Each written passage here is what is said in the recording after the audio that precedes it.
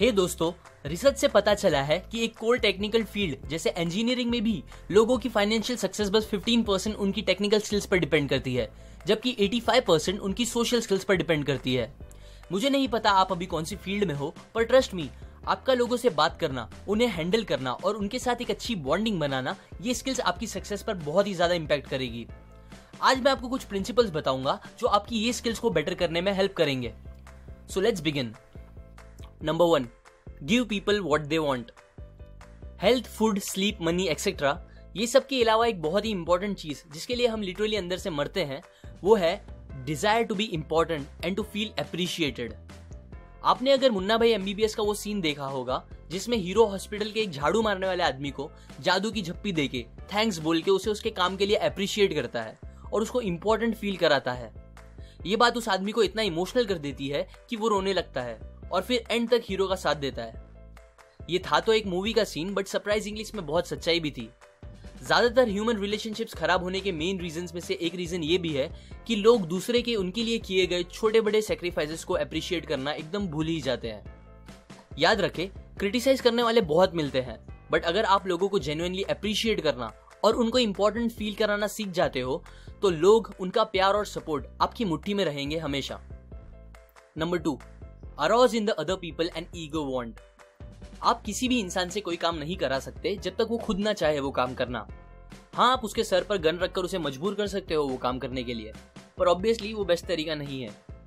Dale Carnegie ने New York के एक होटल में सोशल स्किल्स के ऊपर सीरीज ऑफ लेक्चर रखे थे। एक दिन उन्हें सडनली न्यूज मिली कि मैनेजर ने उनका रेंट 3 टाइम्स बढ़ा दिया है। जब ये न्यूज मिली तब तक कार्नेगी ने ऑलरेडी सारे टिकट्स बेच दिए थे।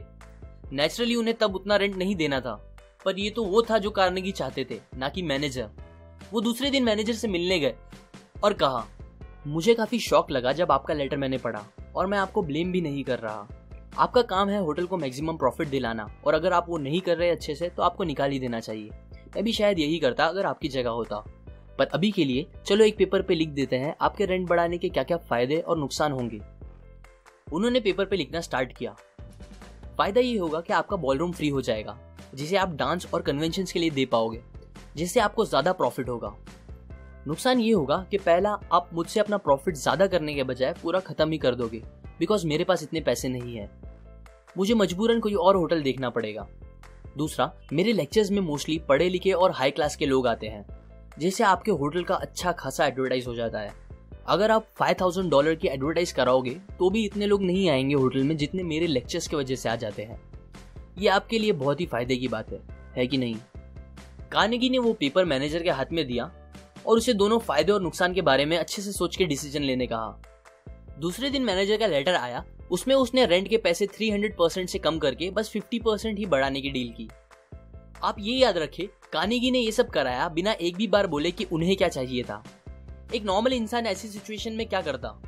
मैनेजर के पास जाता, उसे चिल्लाता कि एंड टाइम पे उसने इतने पैसे कैसे बढ़ा दिए, मुझे नहीं देना उतना पैसा, खूब सारी आर्ग्यूमेंट करता। बट उसका शायद ही कुछ फायदा होता। अगर वो प्रूफ भी कर देता कि मैनेजर गलत है, तो भी मैनेजर की प्राइड बीच में आके उसे वो डिसीजन से हटने नहीं देती। सो जब आप किसी से कुछ कराना चाहोगे नेक्स्ट टाइम, तो ये मत बोलना कि आप क्या चाहते हो, बल्कि वो बोलना जिससे वो खुद वो काम करना चाहे। Number 3, become genuinely interested in other people. जब भी लोग किसी से मिलते हैं और थोड़ा भी चाहते हैं कि सामने वाला उन्हें पसंद करे या उनमें इंटरेस्ट ले, तो ये करने के लिए वो मोस्टली अपनी बड़ाइयाँ और अच्छाइयाँ बताना स्टार्ट कर देते हैं, और ये नहीं तो एटलीस्ट अपने से रिलेटेड ज्यादा बातें करते हैं। उन्हें लगता है अपने अच्छे पॉइंट्स गिना के वो सामने वाले को इंप्रेस कर देंगे, पर ऐसा नहीं होता, बिकॉज यूजुअली कोई भी इंसान ये नहीं चाहता कि सामने वाला उनसे बेटर हो। लोग ये नहीं सोचते कि हर इंसान के दिमाग में एक मूवी चल रही है जिसके हीरो या हीरोइन वो खुद है, ना कि हम।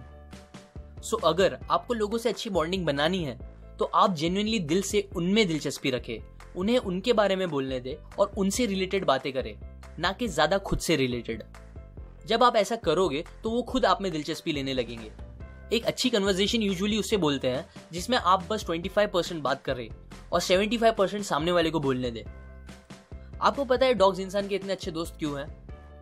क्योंकि वो जेन्युइनली अपने मालिक या दोस्त में इंटरेस्ट रखते हैं, उन्हें प्यार करते हैं और रिटर्न में कुछ मांगते भी नहीं। हमेशा उन्हें देखकर इतना खुश होते हैं जितना कोई इंसान रेयरली कभी दूसरे इंसान को देख के होता है।